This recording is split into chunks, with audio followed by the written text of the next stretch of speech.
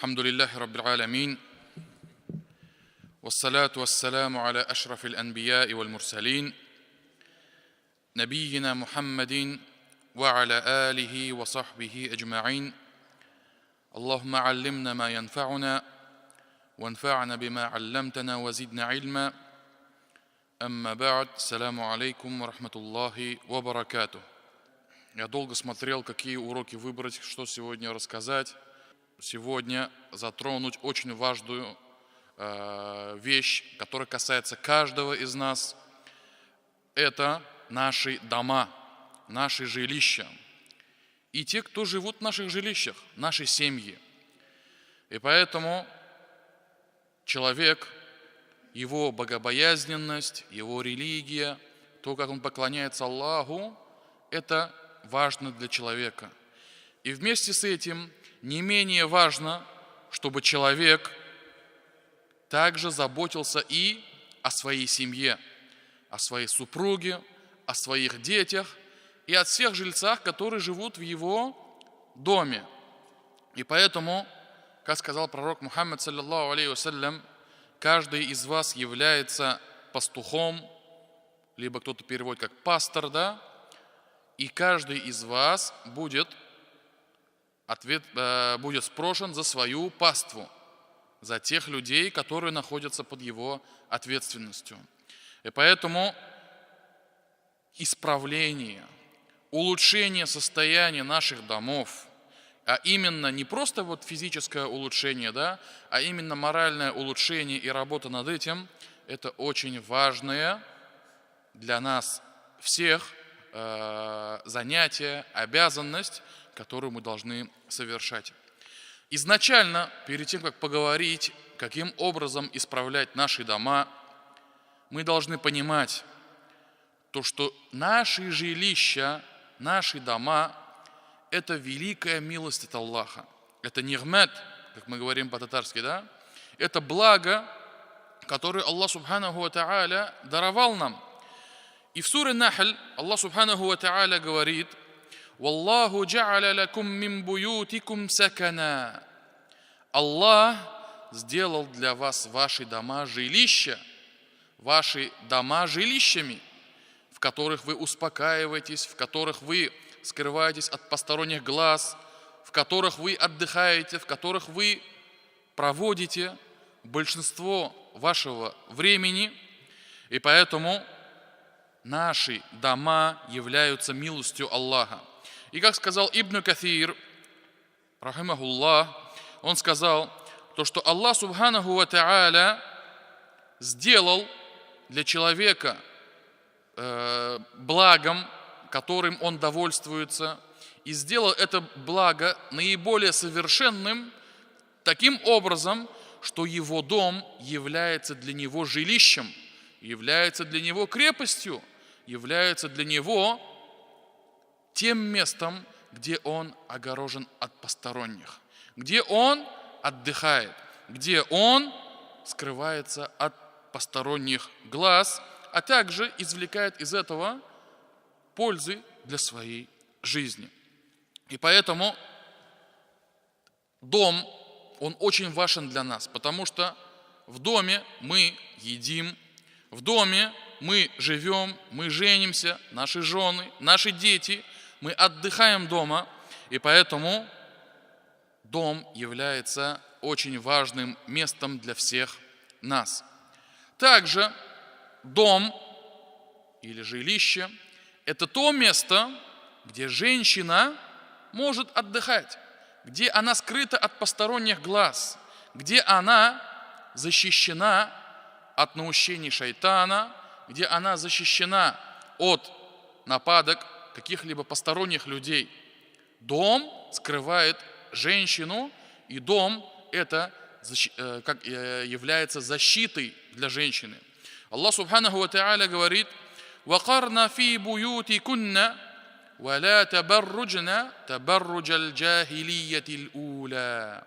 Аллах обращается к женщинам и говорит: оставайтесь же в своих домах и не наряжайтесь так, как наряжались во времена первого невежества. Не наряжайтесь так, как наряжались во времена первого невежества.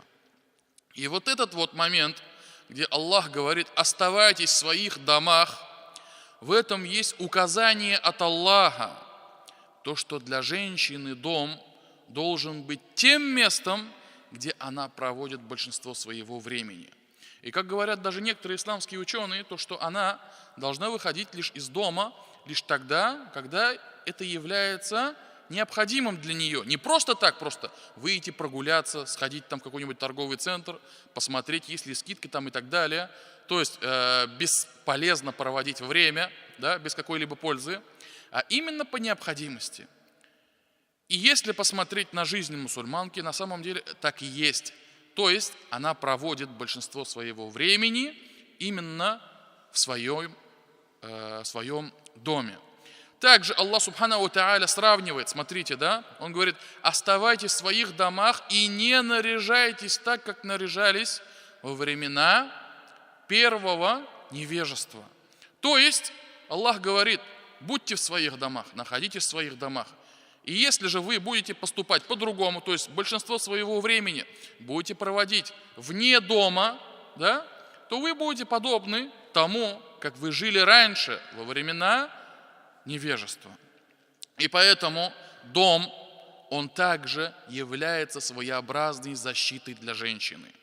Своеобразной защитой от посторонних чужих глаз, где женщина защищена, где она может ходить так, как ей захочется, одеваться так, как ей заблагорассудится. И поэтому также для нас, и для женщины, и для всех членов семейств дом является милостью Аллаха.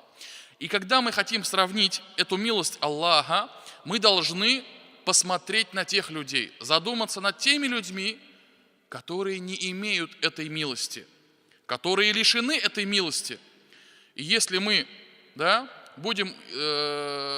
если мы задумаемся над этим, если мы будем смотреть, что происходит вокруг нас, то мы увидим, к сожалению, но на сегодняшний день есть страны, где идет война, есть страны, где беспокойство, беспорядки, где люди лишены своей кровли, где люди лишены своего дома. Люди живут на улицах, побираются остатки от еды, нечем им есть, да?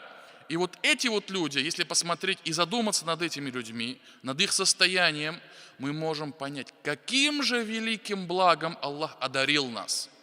Мы спим в своей кровати, в теплой кровати, в закрытой кровати, в закрытом доме. Никто нас не видит, никто нас не беспокоит, никто не кричит.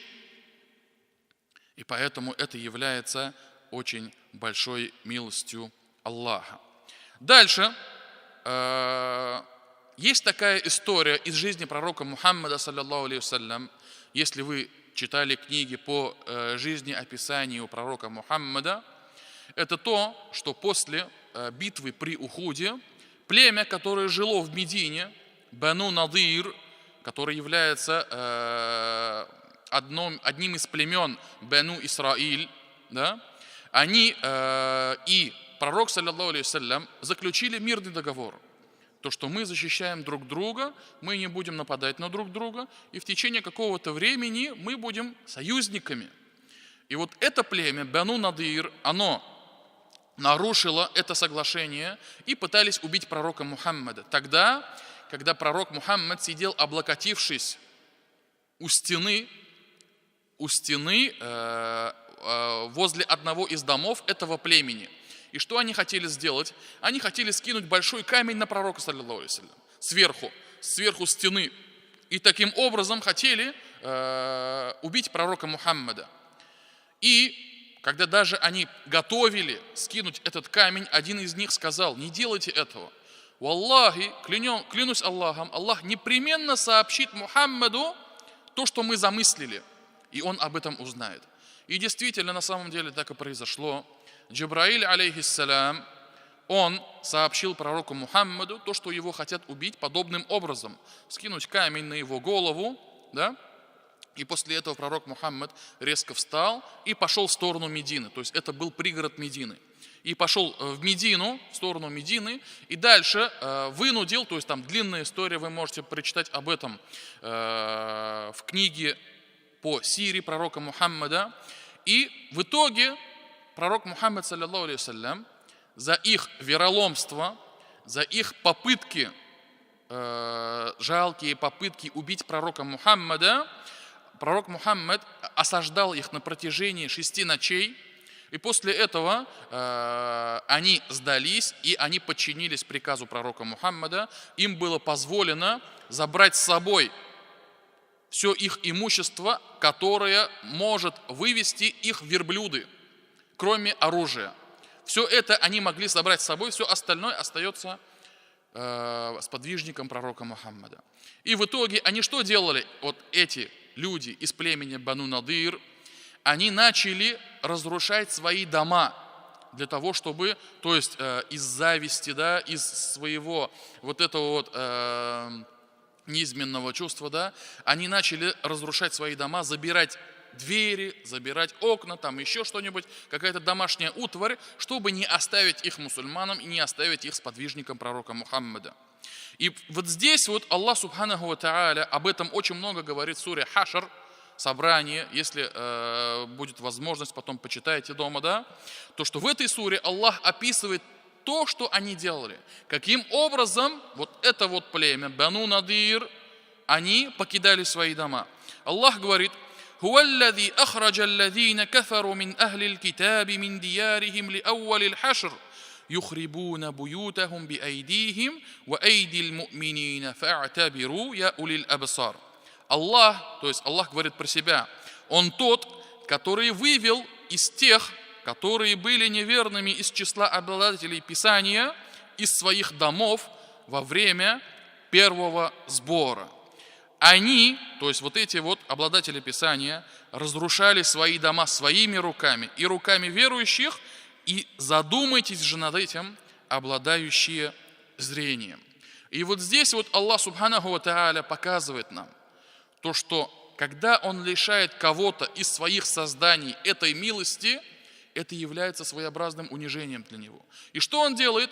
Аллах говорит: они разрушают свои дома своими руками. И вот это поистине, это очень большое наказание от Аллаха.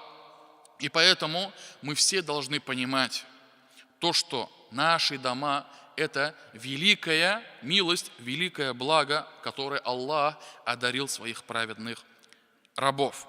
Далее, есть некоторые причины или некоторые поводы для того, чтобы мусульманин задумывался над исправлением своих жилищ, над исправлением, над улучшением своих домов. И, естественно, мы здесь не говорим о том, что там подправить, да, подколотить, там гвоздь забить, здесь там поменять там на стеклопакет, да, там, либо поставить дверь, там, допустим, из массива, да, массива сосны там, и так далее. Нет, мы здесь говорим именно о моральной стороне вопроса, именно о духовной стороне вопроса, именно о состоянии веры у обладателей, у обитателей дома. Первое и самое главное, почему мы должны заниматься улучшением, исправлением наших домов, это то, что мы должны защищать от огня нас, самих себя, а также наши семьи. Защищать от огня, от джаханнама, самих себя, чтобы мы в судный день не оказались в огне, не оказались под гневом Аллаха, не оказались навечно, не подвергли себя мукам, да? И вместе с этим мы точно так же, как боимся за себя, мы должны бояться также и за наши семьи. Аллах Субханаху ва Тааля в суре Тахрим говорит: «Я айюхаллазина аману, ку анфусакум ва ахликум нара, ва кудуха ан-насу валь хиджара». Аллах говорит: о те, которые уверовали, защищайте свои души, защищайте самих себя, а также ваши семьи от огня. И ведь топкой для этого джаханнама, топкой для огня будут люди и будут камни. Будут камни, где в Тафсире приводится, говорится, то, что эти камни – это идолы, которым поклонялись люди, да? И из этого аята следует то, что Аллах Субханаху ва Тааля прямым текстом нам говорит: защищайте и себя, защищайте и ваши семьи, вашу жену, ваших детей, ваших близких, которые находятся у вас под попечительством, под вашей ответственностью, и вы должны защищать ваше семейство.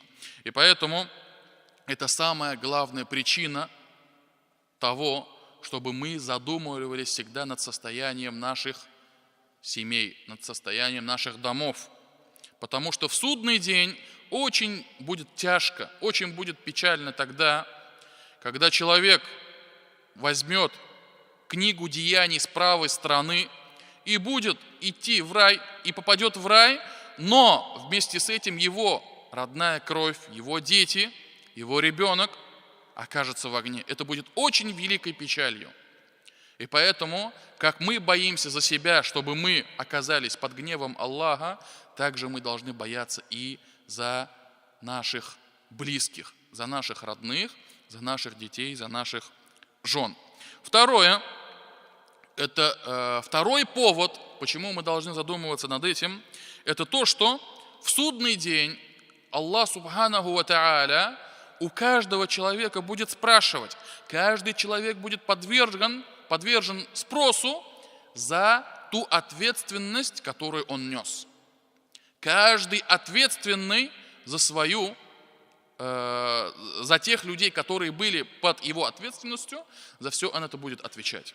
И как сказал пророк Мухаммад, саллаллаху алейхи вассалям, я уже в начале урока упомянул об этом хадисе, каждый из вас является пастухом, и каждый из вас ответственный за свою паству. О чем это говорит? Это говорит о том, что каждый из тех, кто каким-либо образом руководит над кем-то, он является ответственным за этих людей. Тот же самый бригадир, он ответственен за свою бригаду, тот же самый руководитель, который руководит организацией, он ответственный. Просто на сегодняшний день мало кто об этом задумывается, и все говорят то, что да ладно, что ты там нам рассказываешь. На самом деле это очень большая ответственность. И точно так же мужчина, как глава семейства, он будет ответственный за свою семью. И в другом хадисе пророк Мухаммад, саллаллаху алейхи вассалям, говорит: поистине Аллах спросит каждого из обладателей ответственности, что он сделал со своей ответственностью, что он сделал вот с этой вот вещью, ли он сохранил эту свою ответственность, сохранил ее, выполнил ее должным образом, либо он все растратил лимит доверия, растратил положение людей, да? Что он сделал? И также пророк Мухаммад говорит: и он будет спрошен за свою семью перед Аллахом. Дальше, третий повод, почему мы должны об этом думать, это то, что наши дома являются защитой нас самих. Защитой нас самих, и наши дома являются оберегающими нас от смуты, от фитны, от наущений шайтана, от каких-либо нападок и вредов, которые может нам нанести шайтан, либо войско шайтана, как мы говорим. И пророк Мухаммад, саллаллаху алейхи вассалям, говорит: туба – это дерево в раю. Дерево в раю, пророк Мухаммад, саллаллаху алейхи вассалям, говорит: туба тому человеку, который властен над своим языком, и тому человеку, которому достаточно широта его дома, и тому человеку, который плачет после совершения какой-либо ошибки по причине того, что он совершил. То есть, смотрите, да, пророк Мухаммад, саллаллаху алейхи вассалям, обещает дерево в раю, туба, кому? Разве обитателю огня пророк, саллаллаху алейхи вассалям, может обещать дерево в раю? И поэтому в хадисах, где указывается то, что тому будет дом в раю, тому будет такое-то место в раю, тому будет дерево в раю, это указание на то, что человек, кто выполнит это действие, он будет из числа обитателей рая. И поэтому в этом хадисе для нас есть указание. Сделаешь это, и ты будешь в раю. Сделаешь это, и ты будешь в раю, и тебе будет подарено это дерево. И пророк, саллаллаху алейхи ва саллям, смотрите, сказал: тот, кто властен над своим языком, то есть даже тогда, когда он злится, даже тогда, когда он мог бы выговориться, мог бы наговорить все, что он думает, допустим, о человеке, да, либо совершить какие-либо грехи посредством своего языка. Особенно бывает, когда ему говорят, о тебе так, говорят такие-то слова, и он злится, начинает кипятиться, да, он мог бы то же самое, тем же самым ответить. Однако он терпит, делает сабр и не дает себе ответить тем же грехом, что совершают другие люди. И второе, которое важно для нас, которое соответствует этой теме, которому достаточно широта его дома. То есть он, большой его дом, либо маленький, но он чувствует себя уютно в этом доме. Его ничего не корежит, его ничего не беспокоит, ему достаточно этого, и он спокоен в своем доме. Вот этому человеку, как сказал пророк, саллаллаху алейхи ва саллям, будет дерево в раю, туба. Также в другом хадисе пророк, саллаллаху алейхи ва саллям, говорит, то, что если человек выполнит хотя бы одно из 5 действий, то тому пророк гарантирует рай в судный день. И одно из этих действий, то, что человек, то есть 5 действий, совершив хотя бы одно из них, он будет, пророк, саллаллаху алейхи ва саллям, гарантирует ему рай. И одно из этих действий, то, что человек будет находиться в своем доме, и таким образом он не навредит ни окружающим другим людям, а также люди не смогут навредить ему. Он не сможет навредить другим, и другие не смогут навредить ему тогда, когда он будет находиться дома. О чем это говорит? Что это означает? Это означает то, что если случаться Аллаху, пусть Аллах сохласын, да, от смут, от испытаний, однако если это случится, и человек будет находиться дома и будет таким образом в безопасности от посторонних, а также посторонние будут в безопасности от его действий, вот этому человеку пророк, саллаллаху алейхи ва саллям, обещает рай. И поэтому в истории ислама случалось множество смут, множество испытаний, которые возникали между мусульманами, да, возникали какие-то были проблемы там и так далее, даже во времена после смерти пророка, саллаллаху алейхи ва саллям. И в эти времена некоторые из подвижников, они прибегали к этому наставлению пророка Мухаммада и не выступали ни за одну из групп мусульман, которые вышла противоборствовать друг против друга. И поэтому это является очень важным для всех нас, потому что мы не знаем, что может случиться в нашей жизни, какие могут случиться смуты. Однако, если мы, ладно, там другие могут нам навредить, но если другие будут обезопасены от нас, это является великой победой для мусульманина. Великой победой для мусульманина. То, что ты сам, ты лично своими руками, ты лично своими действиями не несешь вреда никому из окружающих. Дальше пророк, саллаллаху алейхи ва саллям, в 3-м хадисе говорит, то, что защита человека от смуты заключается в его нахождении у себя дома. Пророк, саллаллаху алейхи ва саллям, говорит, защита человека от смуты заключается в том, что он находится у себя дома. Человек, когда он у себя дома, когда он закрыт от постороннего мира, он, если случается какое-либо действие, он не может выразить, да, не может что-то сделать, и таким образом то есть другие люди могли бы воспринять это как нанесение вреда там, или еще что-нибудь.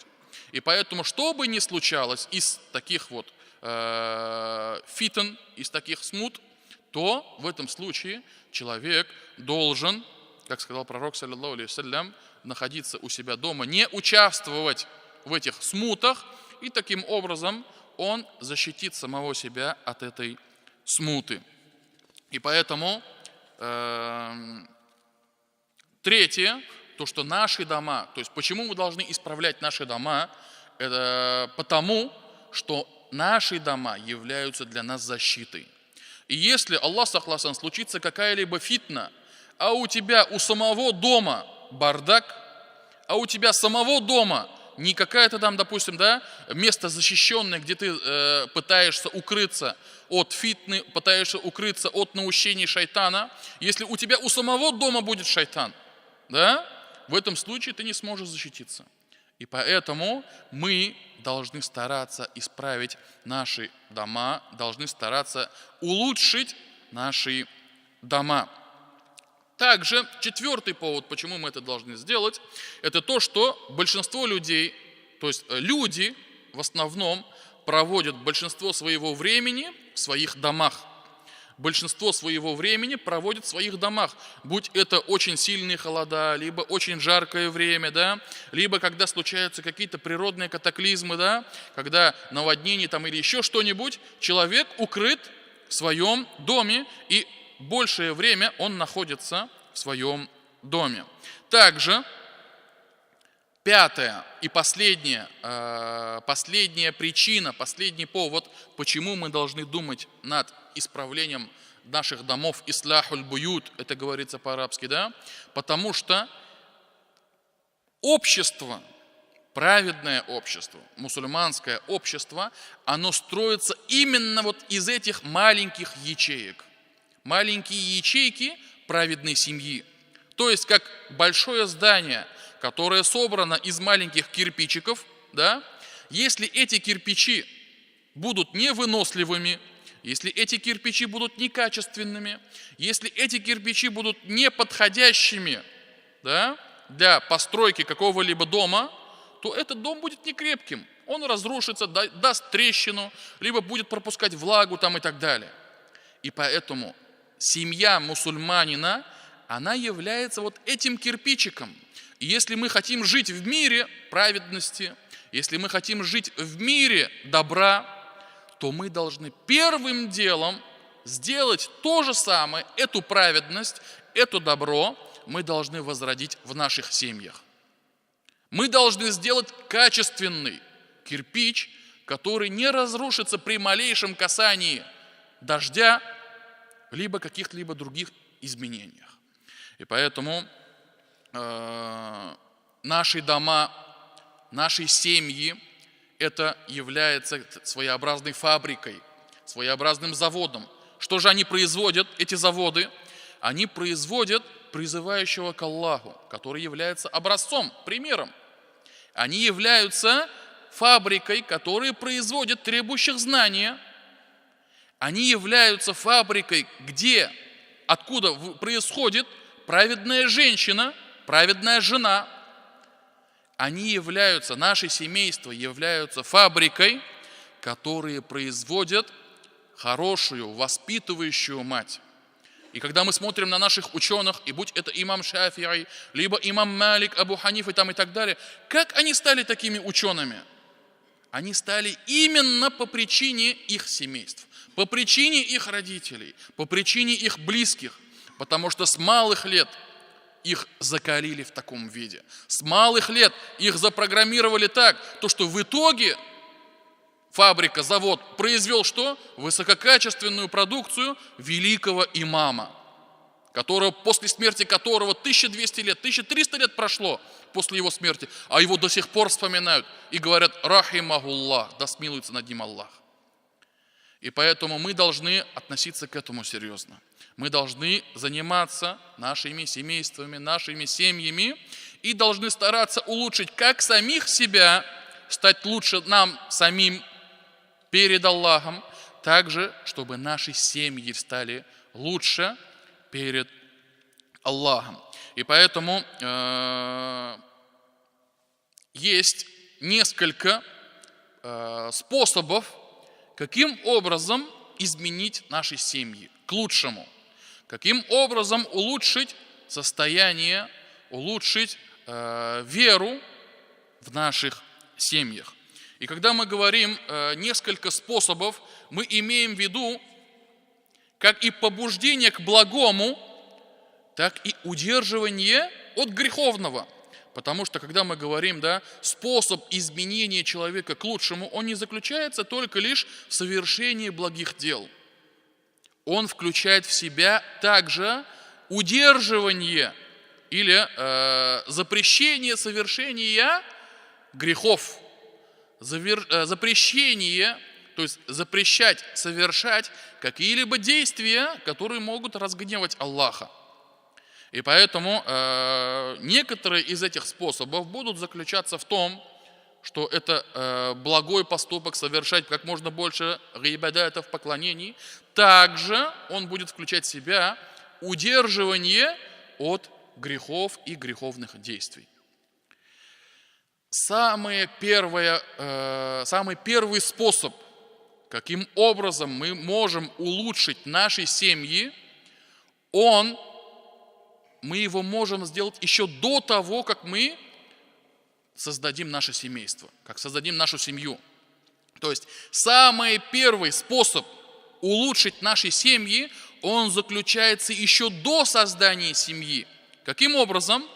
Самое первое – это найти подходящего супруга, подходящую супругу. Выбрать. И также, когда мы говорили, я не знаю, говорил это раньше на уроках или не говорил, то, что одно из прав ребенка по отношению к своим родителям, право ребенка, право ребенка заключается в том, чтобы отец нашел для этого ребенка праведную мать. Как можем мы для родившегося ребенка найти праведную мать? То есть мы должны думать об этом еще задолго до рождения ребенка. Также женщина должна думать, что право ребенка по отношению к его матери заключается в том, чтобы женщина вышла замуж за подходящего супруга, за праведного мужчину. И поэтому самый первый способ исправления семейств, исправления наших домов – это выбрать праведного партнера, праведного супруга, праведную супругу. Пророк, саллиллаху алейхи вассалям, в одном из хадисов сказал: на женщинах женятся по 4 причинам. Первое – из-за ее красоты, из-за ее богатства, из-за ее социального положения, из-за ее уровня в обществе. И четвертое – из-за ее религии, из-за ее религиозности. И пророк Мухаммад говорит: и выбери же ту, которая отличается своей религиозностью, и ты всю жизнь не будешь иметь никаких проблем. Пророк, саллаллаху алейхи вассалям, даже использует такое слово, он говорит: всю жизнь у тебя будут руки в пыли. Руки в пыли. Что значит руки в пыли? Когда пыль оседает на какой-либо предмет, когда он не шевелится. Так ведь? То есть, если мы оставим стол на протяжении какого-то времени, он через несколько дней покроется пылью. Почему? Потому что он не двигается. А почему рука человека не двигается? Почему пророк привел именно этот пример? Потому что не нужно ему что-то делать. Потому что праведная женщина, которая отличается своей религиозностью, она будет везде успевать. Она будет везде защищать своего мужа. Она будет всегда для него дополнением. Так, что он даже не будет испытывать какого-то дискомфорта, каких-то действий и так далее. И я сейчас не говорю именно про быт, стирать, убирать и так далее. А именно те проблемы, которые могут возникнуть именно в отношениях, именно касаемые религии, именно праведности семейства. Также пророк, саллаллаху алейхи вассалям, в другом хадисе говорит: «Ад-дунья мата'» – этот мир является наслаждением. Мир – это наслаждение. И самое наилучшее наслаждение в этом мире – это праведная жена. То есть самое наилучшее у Аллаха наслаждение, которое может получить человек в этом мире, это то, что он нашел праведную жену и женился на ней. Праведную женщину и женился на этой женщине.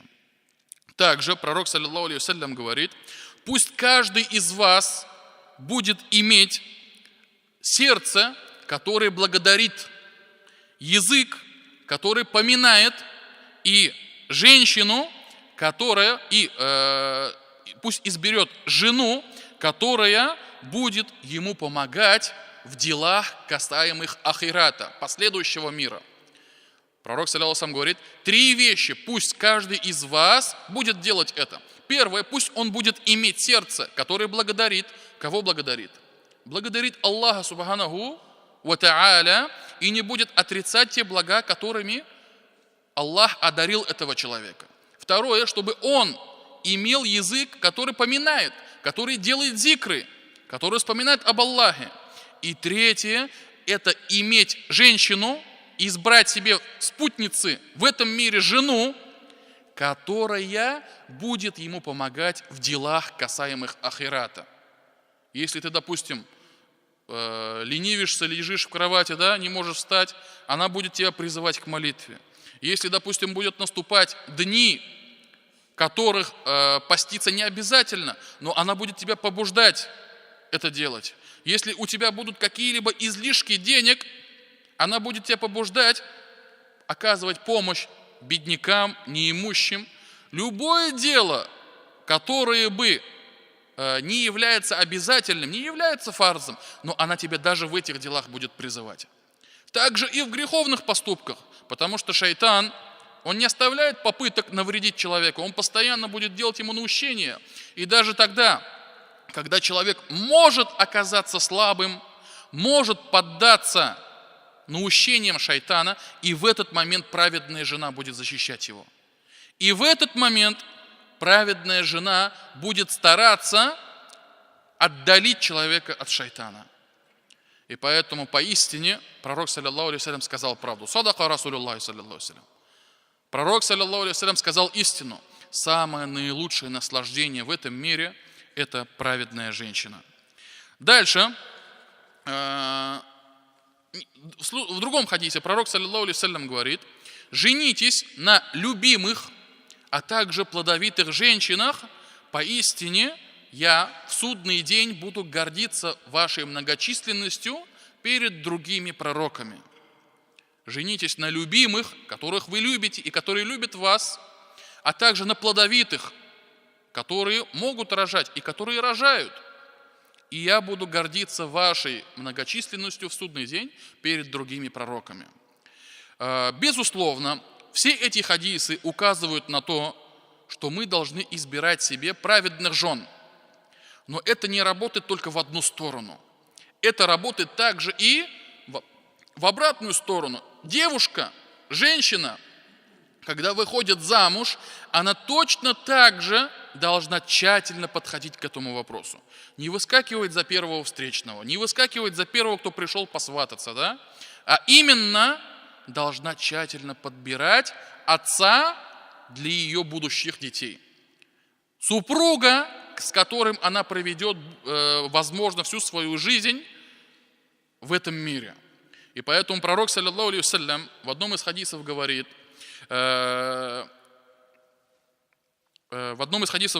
обращаясь к семейству девушки, он говорит: если к вам придет человек, мужчина, которым, богобоязненностью которого, религией которого и нравами которого вы будете довольны, то жените его. Жените его, и если вы не будете делать так, то на земле распространится смута и большое нечестие. То есть пророк, саллаллаху алейхи ва саллям, смотрите, что сказал, да? Если к вам, к вашей дочери, возможно, либо к вашей близкой, да, придет человек, который будет свататься, который будет просить выдать замуж вашу дочь, то вы будете довольны религией этого человека. Он богобоязненный, он праведный, а также обладает хорошим нравом, то жените его. Не оставляйте, не отказывайте этому человеку. И поэтому здесь также указание на то, что отец, будучи опекуном девушки, будучи валием, он не должен пренебрегать этим качеством. Только лишь потому, что он мне не понравился. А как мнение твоей дочери? Что ты думаешь, что скажет твоя дочь? И поэтому очень много людей, к сожалению, на сегодняшний день именно ущемляют в правах своих дочерей. Я сказал нет, значит нет. Вот так они говорят. он мне не понравился, он такой, он сякой. Находит миллион отговорок, лишь чтобы не выдать замуж свою дочь, только лишь потому, что он не понравился тебе, отцу семейства, но не дочери. И поэтому Аллах Субхану ва Тааля запретил несправедливость, и в этом случае, если к тебе придет человек, который является праведным, который является богобоязненным, который обладает хорошим нравом, и ты не женишь его, когда он пришел посвататься, то это, безусловно, является зульмом, является несправедливостью, которой в судный день ты, возможно, даже будешь спрошен за это. И поэтому, как я уже вам сказал, избрать праведную жену, праведного супруга, праведного мужа, это должно работать как и для мужа, так и для женщины, так и для жены. И она не должна выходить замуж только лишь потому, что вот он, я долго ждала, вот он пришел, больше никого не было, ну и что он там совершает грехи, ну и что он там намазы даже там, допустим, там иногда пропускает. Пришел же все равно, посватался же. Женщина не должна поступать таким образом. Дальше. Аллах Субханаху ва Тааля. Сколько осталось до азана? Муаззин бар? Есть, да? Второе, то, что пророк, саллаллаху алейхи вассалям, заповедовал нам, и об этом Аллах говорит, то, что мы должны постоянно стараться исправлять наших жен. Исляху зауджа. И Аллах Субханаху ва Тааля в суре Анбия, когда говорит про пророка Закария, он сказал: «Ва аслахна лаху зауджа». И мы сделали подходящую его жену для него, исправили его жену для него. И поэтому исправление наших жен, стараться улучшить их, это является вторым